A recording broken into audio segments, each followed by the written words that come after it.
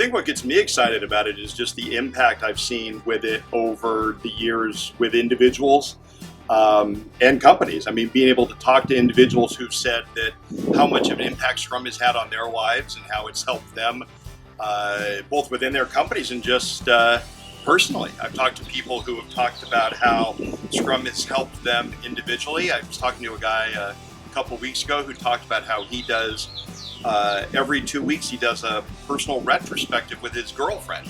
And they talk about how their relationship has changed or what they want to do with their relationship.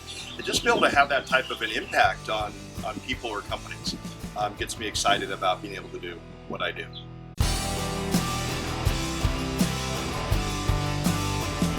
I think my passion's always been just helping people do Scrum better.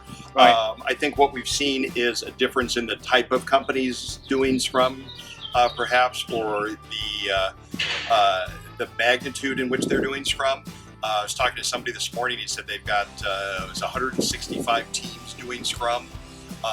When I started doing this, there weren't 165 people in the world doing Scrum. This guy's got 165 teams in his company. So it's kind of been the magnitude at which we're doing this. I mean, that was miraculous. That is miraculous today. It was unheard of back then. So it's kind of the scale at which we're doing this is what's changed.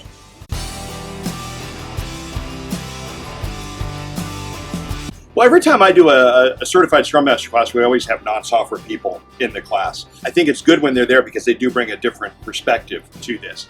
And we'll see people coming from hardware environments.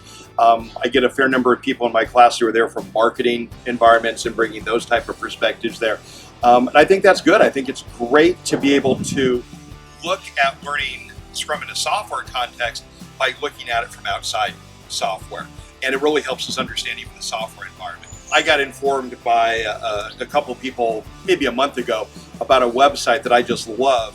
The website was called ScrumYourWedding.com, which I loved as an example because it's something I've been using as an example for probably 10 years. Because if we think about a project that's perfect for Scrum, planning a wedding is it.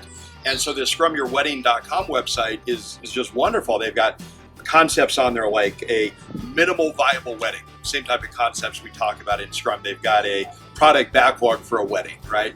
And if you want to really try to understand Scrum in a software context, look at it from something outside, right? Talk about marketing. There's we've got the Agile manifesto for software development. Well, there's an Agile marketing manifesto, right? They talk about how marketing can be done in an Agile way. So I think it's really good to look at how Agile applies outside of software development. Really helps us understand how we do it in software.